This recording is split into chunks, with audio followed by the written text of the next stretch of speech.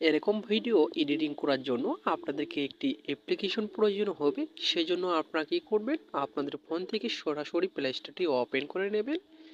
তারপরে উপরে search box দেখতে পাচ্ছেন, সার্চ বক্সে ক্লিক করে এখানে আপনাদের লিখতে হবে ক্যাপকাট। ক্যাপকাট অ্যাপ্লিকেশন লিখে দেওয়ার সাথে সাথে অ্যাপ্লিকেশনটি চলে আসবে। আপনারা অ্যাপ্লিকেশনটি ডাউনলোড করে নেবেন, করে আপনারা ওপেন করে নেবেন। ওপেন করার সাথে সাথে ঠিক এরকম একটা ইন্টারফেস আপনাদের সামনে শো করবে। এখানে আপনারা দেখতে পারবেন নিউ প্রজেক্ট রয়েছে। এখানে আপনাদেরকে কোনো কাজ করতে হবে না।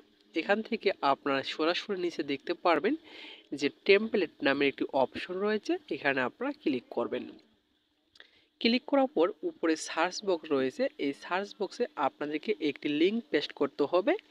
এই লিঙ্কটি আপনারা পেয়ে যাবেন ফার্স্ট কমেন্ট বক্সে বা ডিসক্রিপশন বক্সে দিয়ে রাখবো। সেখান থেকে আপনারা লিঙ্কটি আপনারা কপি করে নেবেন।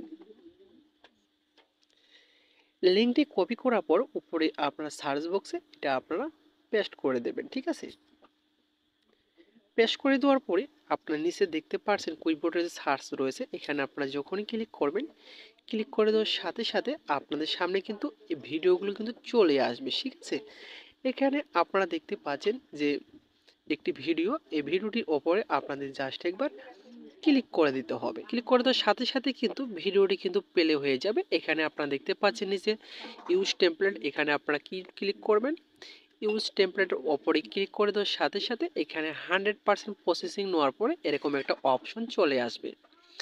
এখানে আপনারা দেখতে পারবেন যে দুটি অপশন রয়েছে। এই দুটি অপশন কিন্তু তালা মারা রয়েছে। এখানে আপনারা একটি করে ক্লিক করবেন। ক্লিক করার পর এখানে দেখতে পাচ্ছেন টেক্সট রয়েছে। এই টেক্সটের ওপরে আপনাদেরকে একবার ক্লিক করে দিতে হবে। ঠিক আছে, ক্লিক করে দেওয়ার সাথে সাথে দেখতে পাচ্ছেন ইউআরবি রয়েছে। ঠিক আছে, এখানে আপনারা ইউর ওপরে ক্লিক করবেন। ইউর ওপরে ক্লিক করার পর আপনাদের এখানে নিচে দেখতে পারবেন এডিট অপশন রয়েছে। এই এডিট অপশনে ক্লিক করবেন। ক্লিক করার পর আপনার প্রিয়জনের নামটি এখানে দিয়ে দেবেন।